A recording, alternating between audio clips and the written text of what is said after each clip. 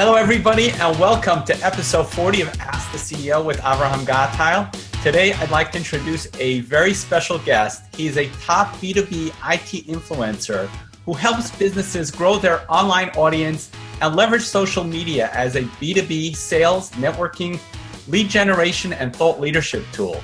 He's been named one of the top 20 most mentioned on Twitter by CIOs and CMOs in 2016.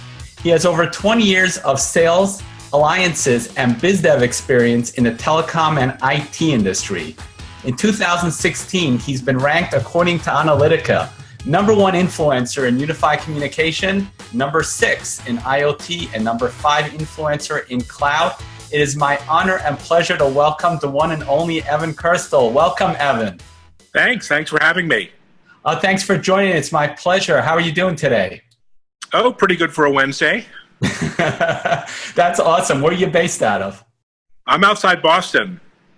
Nice. Boston is a beautiful city. I've been there many times. It is this time of year. No, definitely come now or in the fall. Cool. I know you're a busy guy. We've got you speaking at Telecom Exchange next week. I'm really excited to be seeing you there. Yeah, I'll see you there. I'm hosting a couple of panels, and it's always a really great event, really intimate, and great, kind of face-to-face networking opportunity. Absolutely. So, Evan, social selling is a hot topic these days, and everyone's always looking to leverage social media any way they can. First of all, can you define for the audience what exactly is social selling? And also, how can you help people leverage social media to grow their businesses? Yeah, I'd say social selling is the new way of selling. Those of you who grew up in sales remember the days of basically cold calling, having prospects come out of a phone book almost, and really having no particular relationship or knowledge of your prospects. So, of course, we're the exact opposite today. We know exactly who our customers are, where they are. It's just a matter of how to engage them, reach them, and build a relationship versus simply interrupting them with a call. So it's sort of the new way of not just selling, but relationship building and knowledge building and research and turning the salesperson into a marketer in many ways and also a consultant. Yeah, and really it boils down to the basics, which is human-to-human relationship. Yeah, and of course that wasn't possible before the rise of social networks, but we're all interconnected now, and given tools that exist within LinkedIn, of course, networks like Twitter and others, you can get the opportunity to build relationships well in advance of asking for a sale. So it's a matter of identifying and building relationships with prospects before you actually try to ask for something. Gotcha. So what kinds of ways do you work with businesses to help them grow their business through social media? Yeah, so I'm really focused on the B2B side of things. In particular, how do companies which have been traditionally pretty slow to adopt social strategies and social techniques and tools and platforms, how does this new world of B2B marketing leverage social media? And it's early days. We're sort of in the second or third inning of B2B in social. Of course, the B2C side is well established and understood. So it's about applying, helping my clients apply best tools, practices, techniques, tricks, and hacks, and et cetera, to build essentially a community or an audience around their social handles. Nice. And, like you said, with regards to the B2B, while it's not as established as the B2C, but businesses are trying to jump on the bandwagon now because they realize how valuable social selling really is. Well, it's valuable because that's where their customers are, and that's where they're spending time.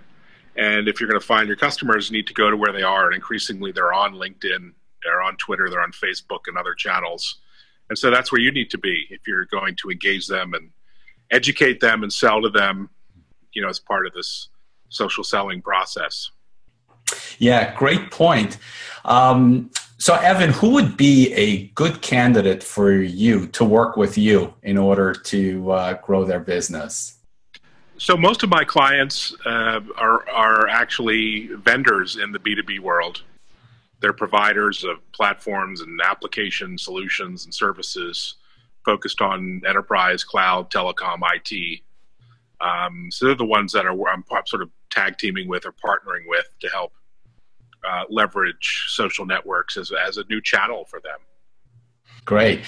So, Evan, one of the things we like doing is answering questions from the audience. A lot of people have many different questions when it comes to social media. Sure. So our first question is from Jamie Kataya, founder and CEO of JC and Associates. Oh, that's a loaded question. I'm seeing her next week. The check's in the mail, Jamie.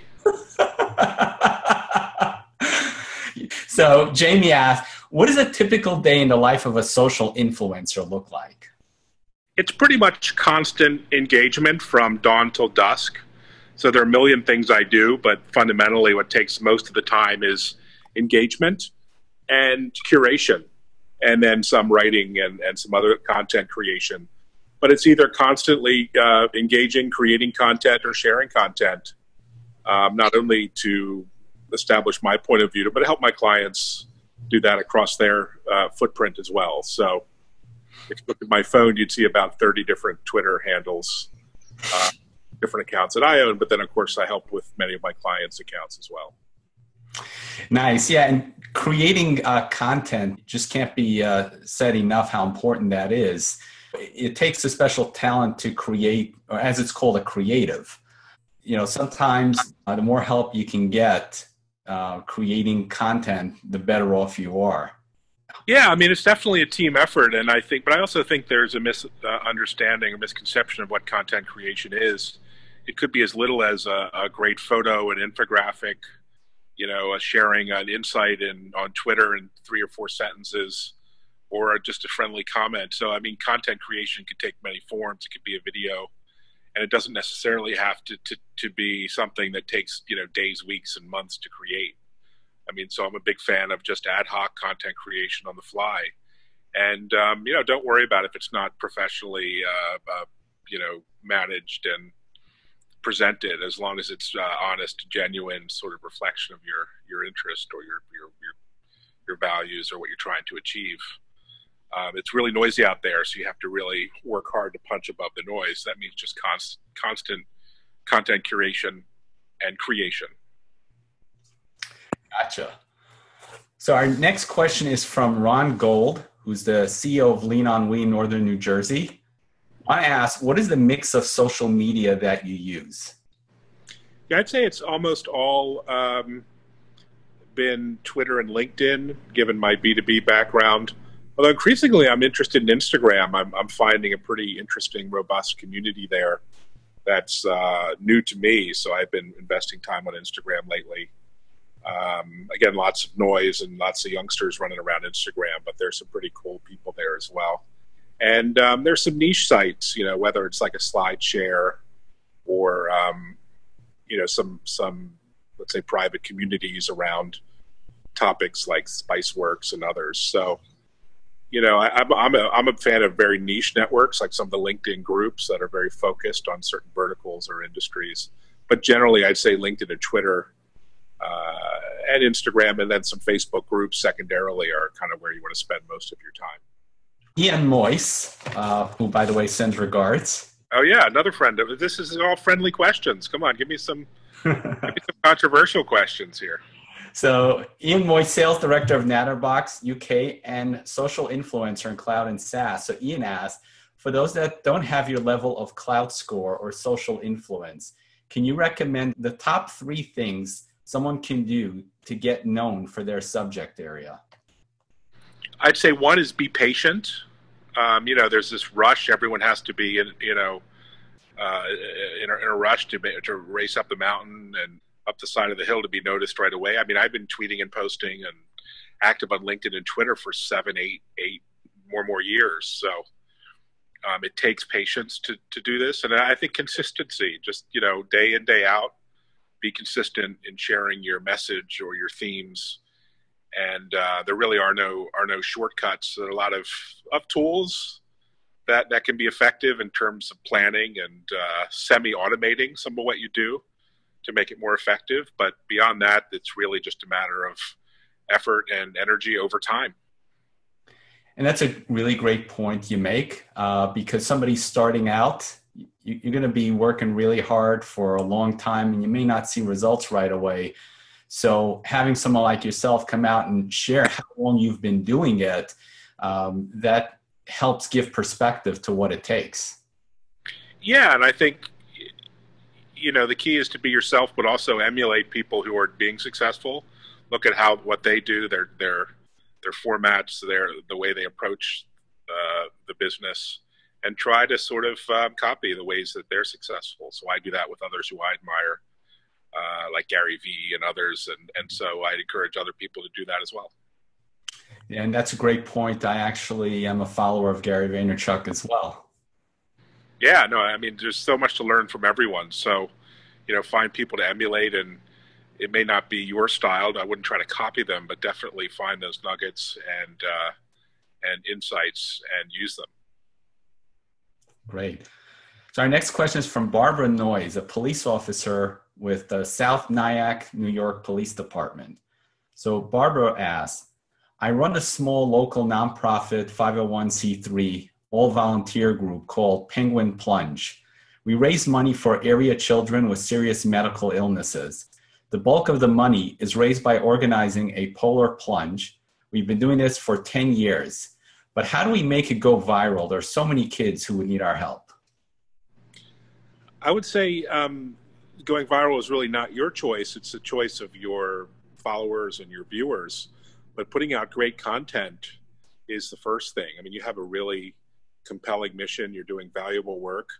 Make sure it gets seen and heard. I mean, have some great photography behind it.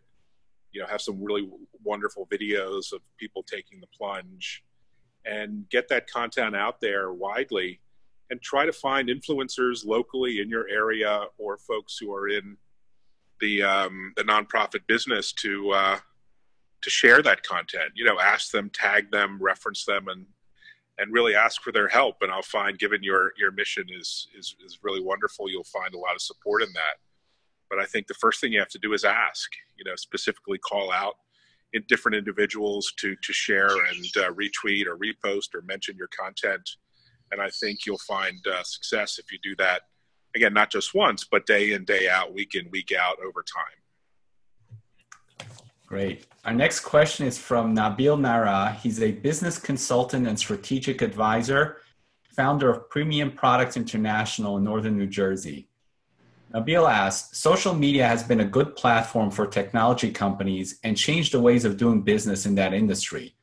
Where do you see the future of social media for companies or regular consumer products you buy every day that are far behind in social media and lack the exposure or tools and resources and are terrified by the concept? Well, I mean, there are going to be a lot of winners and losers, and there are a lot of companies that are super successful and leverage these new channels.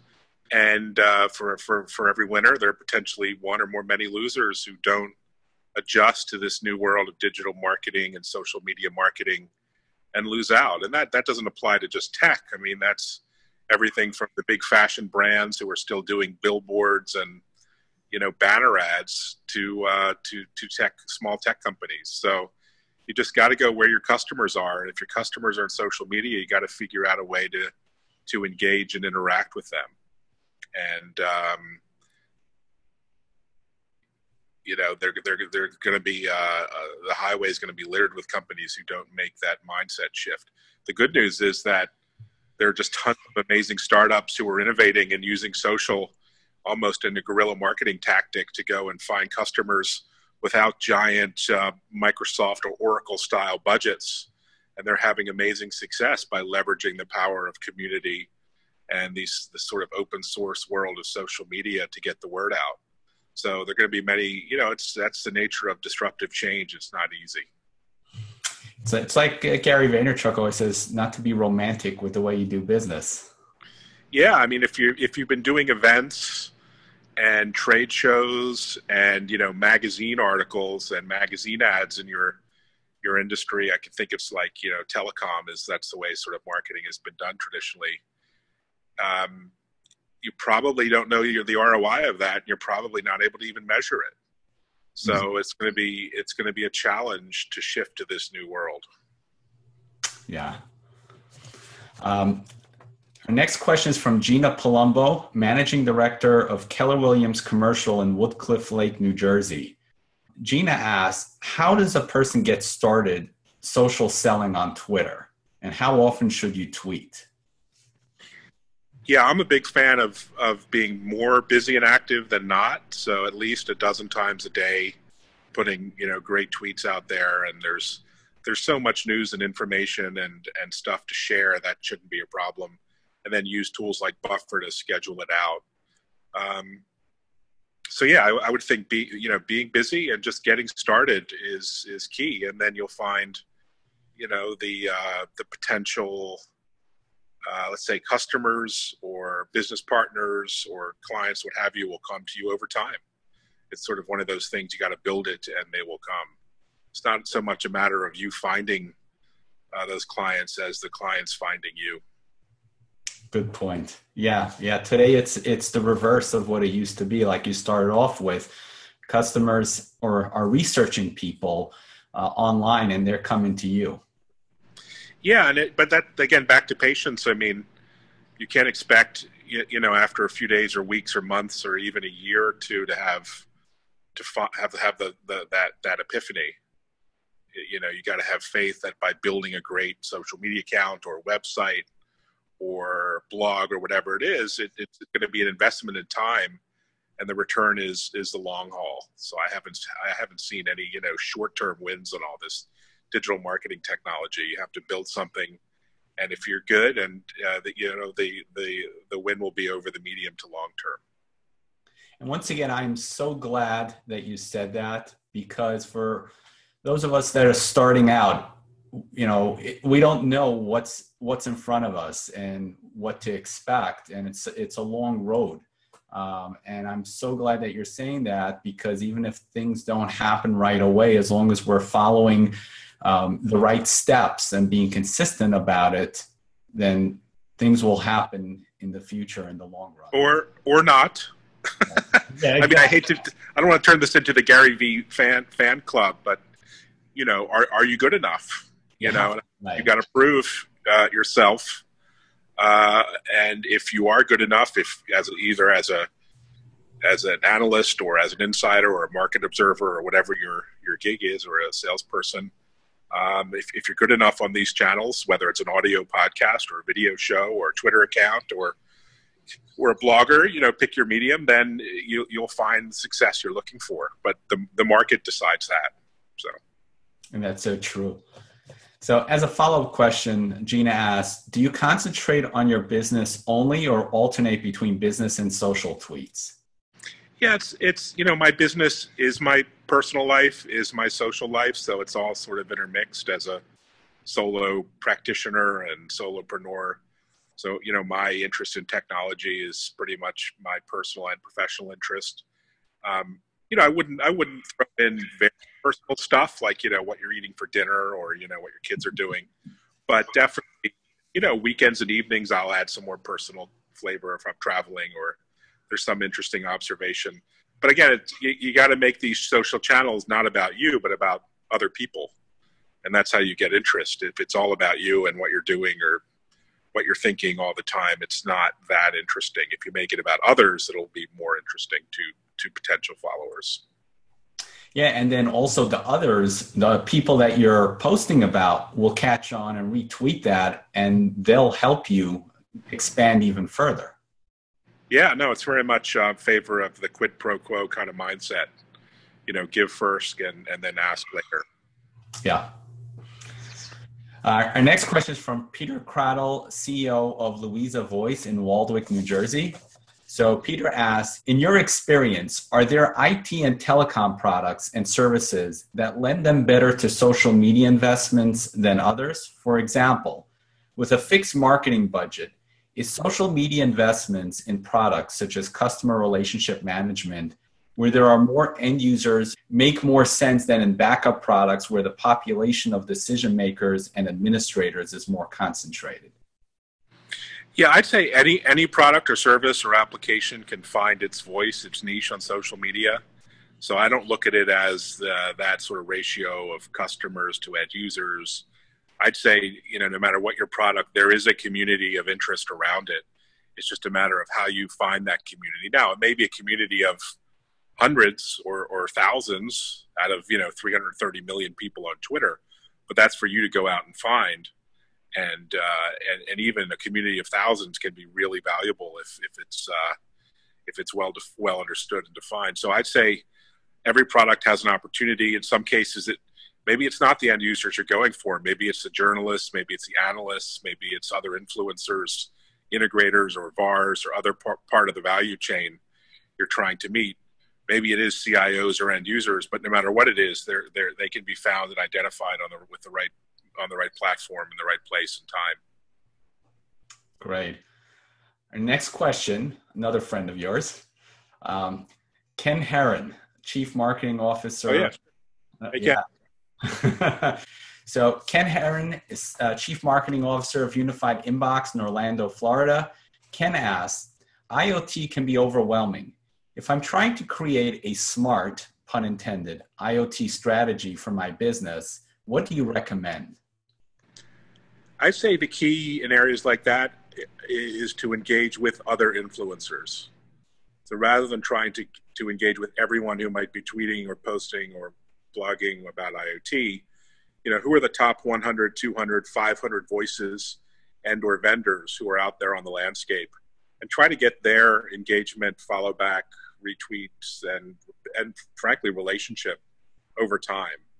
And that will cover the vast majority of the market, is just by engaging with those influencers. So, rather than try to boil the ocean and sort of engage with everyone in the hundreds of thousands of people tweeting about IoT, engage with the 90% of those who really matter in terms of their scope and their reach and their influence. And if you do that, again, over time and being patient, you'll be able to get your voice pretty widely heard.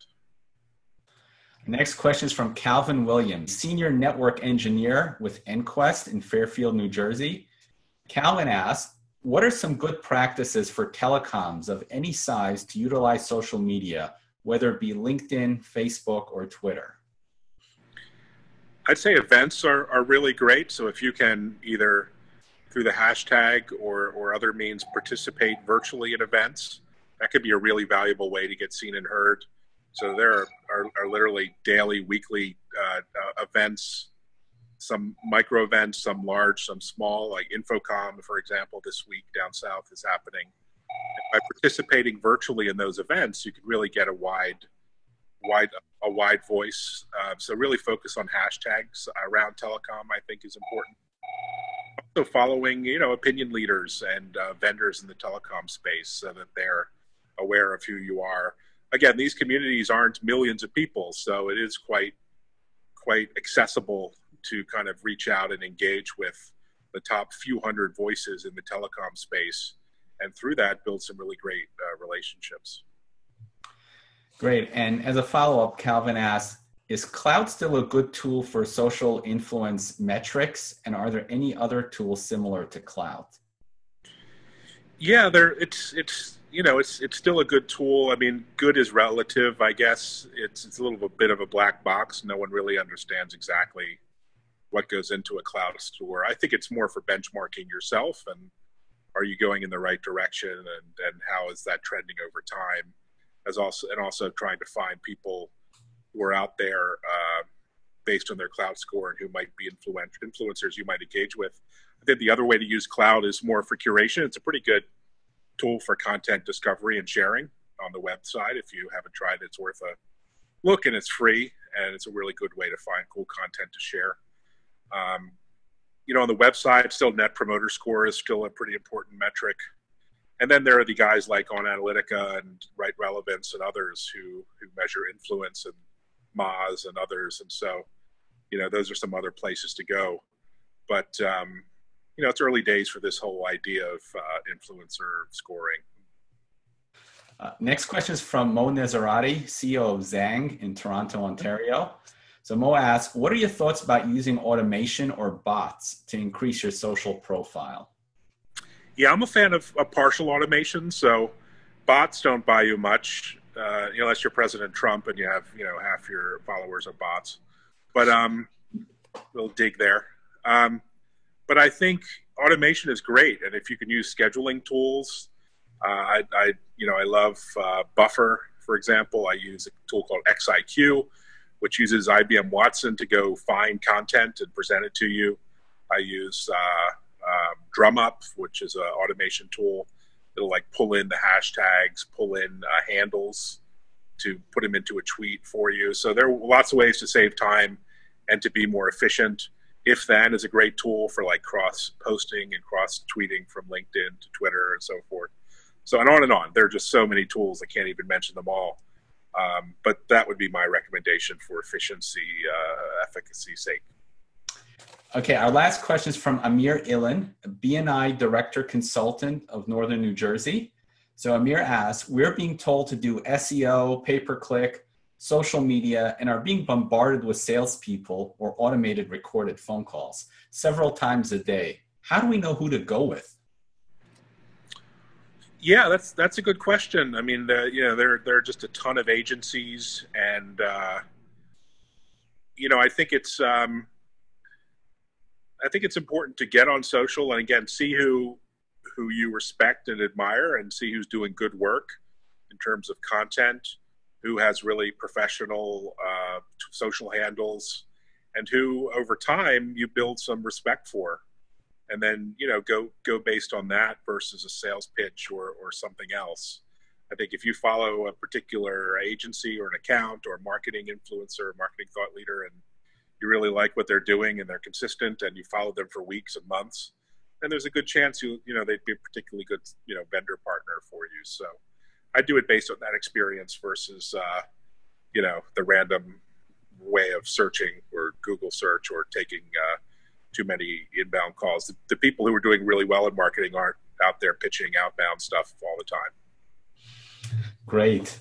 Thank you so much, Evan. So tell me, how did you get started with social influencing and what you do? Yeah, no, I was working in the business and sales and biz dev and using social really more as a selling tool. I was at Audio Codes and then Acme Packet, then Oracle. And so I was just a real social fanatic.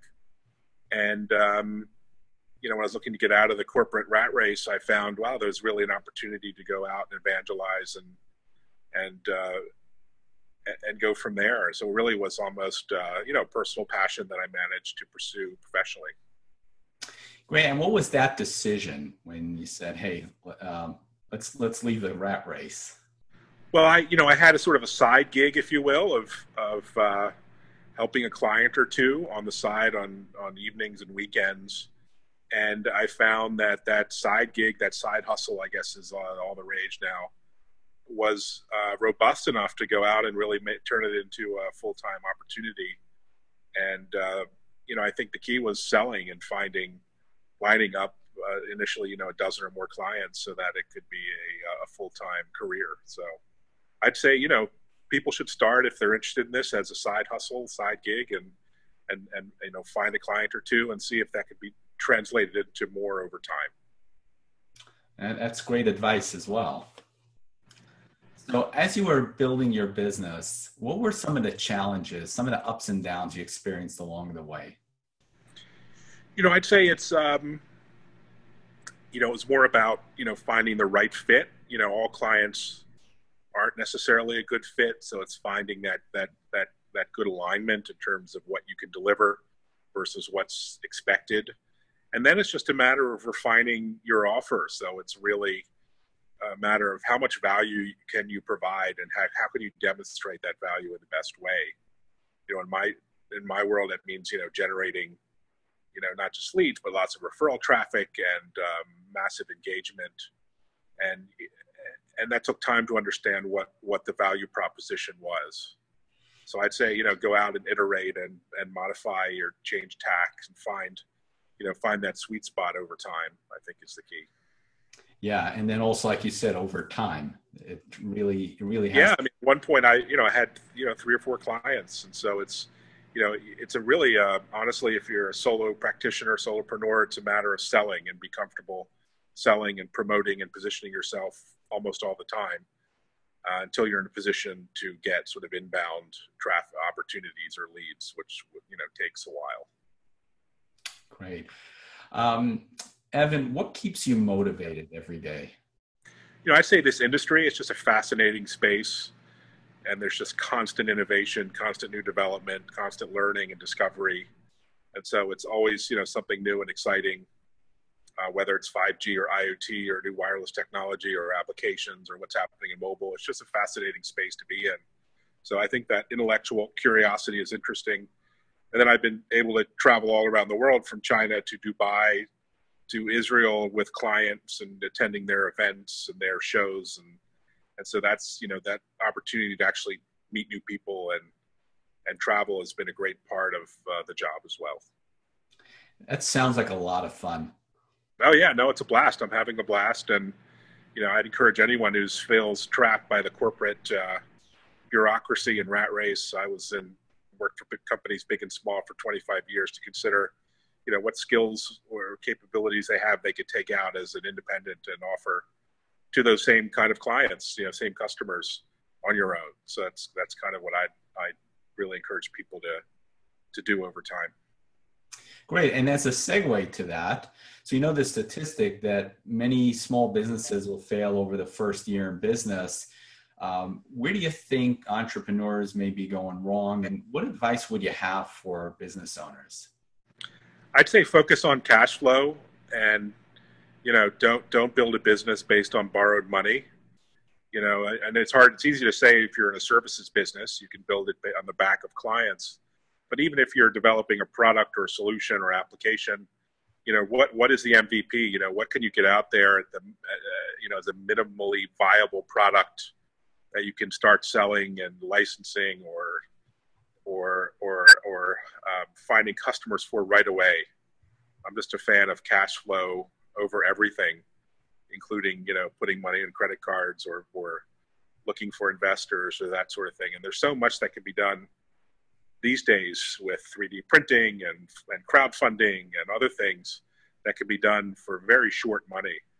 So, don't go into debt and don't borrow money, but rather look for revenue generating opportunities, at least initially, sort of to build the business and to prove out whether what you have is really viable and can operate as a standalone business over time. Evan, where are you looking to take this business, say, in the next 5 years? Yeah, I'd say it's really a lifestyle business. So I think onwards and upwards in terms of, my industry role, and hopefully more opportunities to play a role with startups and participating in equity opportunities and a chance to invest in some earlier stage companies in terms of my time, but also my money, and help, smaller companies in particular get noticed and grow and be successful over time through these new channels. So I think, focus more on building my own sort of intellectual property, if you will, my own equity position with some of these early stage tech companies. Evan, what do you like doing for fun? Yeah, I like Twitter. That's kind of fun. No, I enjoy. The funny thing is, what I do for work, I actually enjoy for fun. I mean, in terms of, I have 2 kids, so of course we have lots of activities and stuff that we do together. But I enjoy water sports, and I enjoy, the local history here in Massachusetts, and I travel, of course. But actually, there's really no work-life separation here. So what I do, so it's, I look forward to work every day. Isn't that the best when your work life, your personal life are in complete alignment? Yeah, and there are things that there's aspects to the job that aren't necessarily fun. I don't want to give you the wrong impression, but in terms of the day-to-day expectation, it's that I'm doing something new and cool and intellectually challenging, and so that's the key. Great. Evan, do you have any good book recommendations? I read a lot of historical fiction, so I'm not sure that's too appropriate. I find I really like audiobooks, so I really like reading about computer history and the history some of the giants in Silicon Valley. I'd say I'd recommend, so any sort of history of Jobs or Apple is pretty interesting. I've read a few of those over the last year. And, I think in terms of where I spend my free time, it's more podcasting actually than reading these days. I love listening, whether it's spoken word or podcasting content. So I'd really encourage people to reach out to me for my favorite podcasts, which include, some really good marketing ones, tech ones. So any spare time I have these days, I'm doing less reading and more listening to podcasts. Great. Are there any particular ones that you want to mention right now? The founder of LinkedIn has a great new podcast. So if you search that, of course, Gary Vee's audio podcast I find is pretty fantastic, and Startup School is a really good one. Ping me on Twitter and I can I'll tweet some of my favorites. Awesome. Yeah, we'll do that. Evan, I know you're a busy guy. We're going to let you go just a bit. Just before we do, how do people connect with you? Yeah, it's really Twitter at Evan Kirstel. And if not, LinkedIn is also a fine choice. You can send me an invite. I accept those as well. Great. Evan, do you have any parting words of wisdom that you'd like to leave the audience with? No, I think just kudos to you for doing this video podcast. I mean, I'm not a vlogger, but I really admire people who do and do it consistently. And so congratulations. It's a great opportunity. Thank you so much. It's really been great having you. Yeah, thank you. And we'll be in touch.